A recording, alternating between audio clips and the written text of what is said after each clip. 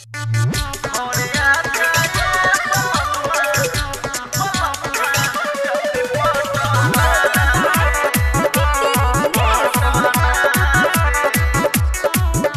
से बहल बा फगुनी बयार ये राजा चोली फारता देवरा हमार ये राजा जी आई ना।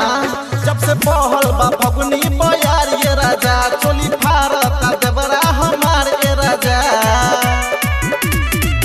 पानी परेशान ढोरी चटना से घरे आ जाए बलमुआ जल्दी पटना से घरे आ जाए बलमुआ जल्दी पटना से राजा जी जल्दी आई ना।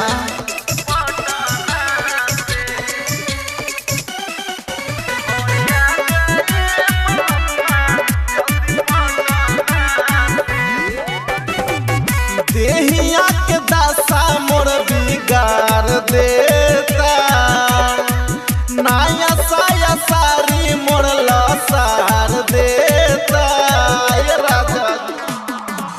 देहिया के दासा बिगाड़ देता मोर नया साया सारी लसार देता। वही हम दुख केतना से घरे आ जाए जल्दी पटना से घरे आ जाए बलमुआ जल्दी पटना से।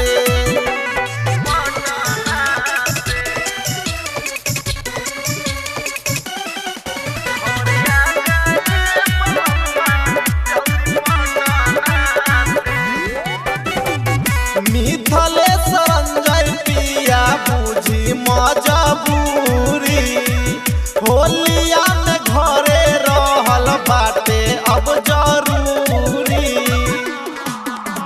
मिथले संजय पिया बुझी मजबूरी होलिया में घरे रहल बाटे जरूरी। डर लागे अखिलेश के घटना से घरे आ जाए बलमुआ जल्दी पटना से घरे आ जाए बलमुआ जल्दी पटना से।